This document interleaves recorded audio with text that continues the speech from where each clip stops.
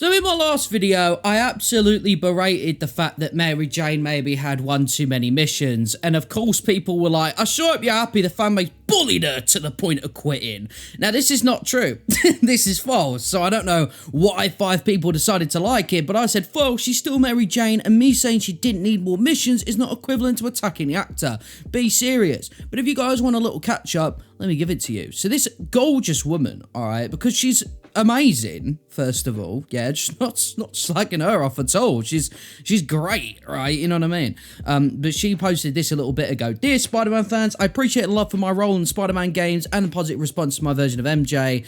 However, I'm no longer an actively auditioning actor or model. The shoots I do now are purely a creative outlet for myself and a way to collaborate with friends I love. Over the weekend, some followers were weirdos, all right, and left voicemails and all that stuff. You know what I'm saying? So it's a bit weird. However, she had said that it wasn't death threats, all right, and it was just a case of her feeling really uncomfortable, and she is still Mary Jane. All right, all it takes is a bit of reading, but that's not what we're talking about today. We're actually going to talk about Mary Jane a little bit. I'm going to talk about some of my problems that I have with her in Marvel Spider-Man 2. Now, before we get into this isn't one of them like, it's woke, a woman. Nothing, I couldn't care less.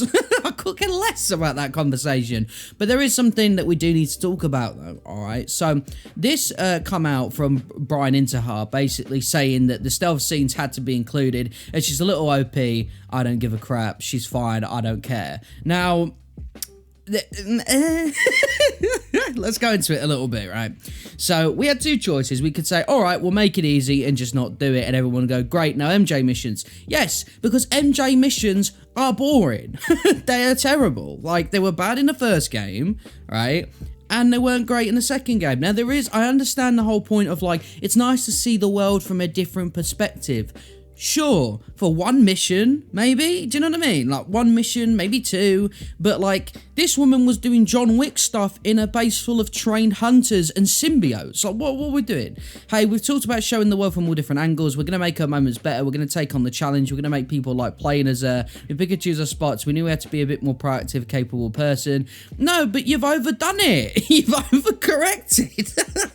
Like, now she's going crazy Rambo in the streets. Like, so Insomniac committed, believing in the importance of showing MJ as a capable hero, even if she didn't have powers. Intihar says that was even part of the motivation to include as a playable character in the final mission, despite MJ not being in the original plan. They even briefly toyed with letting players control MJ riding a bike, then it was ultimately scrapped to make room for other content. That would have been fun, but, like, again, the problem is with MJ in this game, in my opinion, is the fact that she's clearly more capable than the Spider-Man, okay? Which is strange already, yeah? She's already Lois Lane, do you know what I mean? So, you know, it just seems weird to me. Like, you don't see Lois Lane in Superman comics whip out the Glock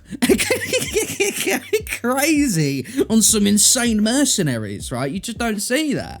And yeah, it's very strange. It's very strange. But, you know, again, like, you're telling me that random New Yorkers with tasers aren't able to take on a 20 of Craven's handpicked hunters? Nah, that can't be right. You know what I mean? And, like, people go with the wrong argument here. They start bullying her face and stuff like that. Now, I'm going to be one of those people and say that, obviously, the face model actor is a stunning woman, but MJ is a bit uncanny valley in Spider-Man 2. She does have a bit of a chin on her. It's just a fact. It doesn't mean I'm not saying she's ugly. I'm just saying it's clearly not the same situation, right? And you know, it just the face actually just does look a bit weird. But then, you know, there's memes as well, like, who would win, an army of trained hunters and symbiotes or Mary Jane without powers? Who knows, man, because you can do all Rambo type of stuff. Because this is what I don't get, why in the final mission the 2 people with superpowers would be like, right, I'll go to strap Venom, makes sense, Miles, stay out here while the powerless lady with the Glock goes into the cave filled with symbiotes and takes their source of their heart, essentially, right? Are you mad? Get Miles in there. Have MJ sniping with the Glock from the side. Like, what are we doing? It was crazy. And it makes the hunters look like absolute losers. I'm just going to say that now. You know, when Spider-Man takes an entire wombo combo in the air to defeat one hunter, and MJ can headshot them with a Glock, it gets a bit silly, right? You know? She's just so overpowered it breaks the immersion, takes out hunters in one hit and a couple of range shots for symbiotes, far more powerful than both Spider-Men. I think the thing is that I think Insomniac overdo it a little bit. I think they're trying so hard to get that representation in for Mary Jane, but like in the third game where we're inevitably going to have Silk, right? We're going to have Miles, we're probably going to have Peter.